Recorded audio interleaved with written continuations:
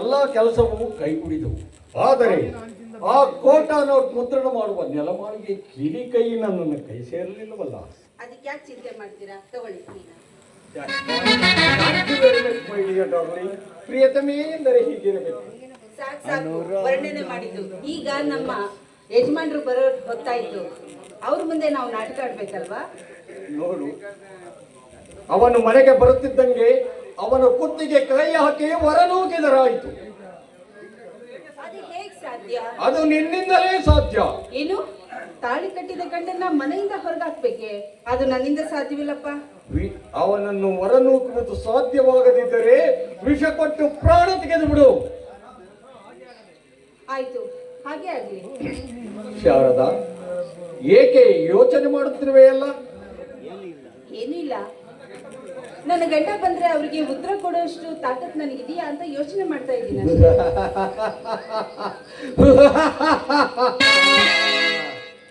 ಆ ನಿನ್ನ ಗಂಡ ಕೃಷ್ಣ ಕತ್ತರಿಯಲ್ಲಿ ಸಿಕ್ಕ ಅಡಕೆಯಂತೆ ನನ್ನ ಕೈಯಲ್ಲಿ ಸಿಕ್ಕು ಹಾಕಿಕೊಂಡಿರುವಾಗ ಅವನು ನನ್ನೆದುರಿನಲ್ಲಿ ಏನೂ ಕಿಸಿಯಲಾರ.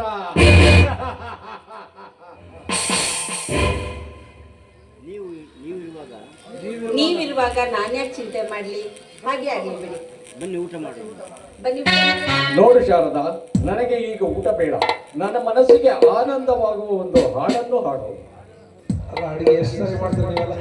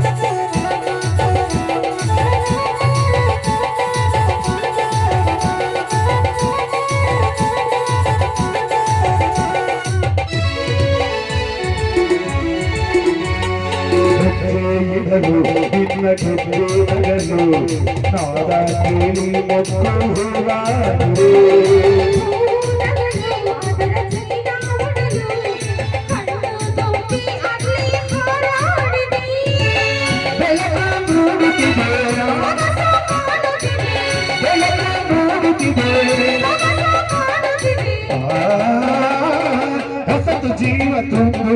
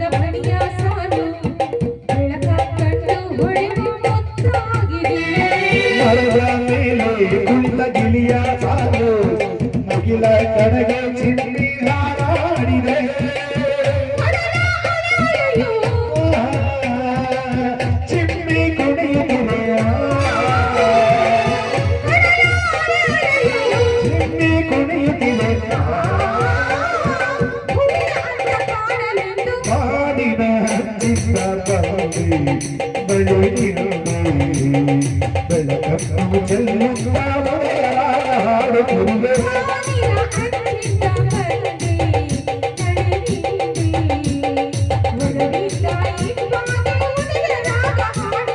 ಬಾಳಿನ ಅರಿವಿಂದ ಬಂದೆ.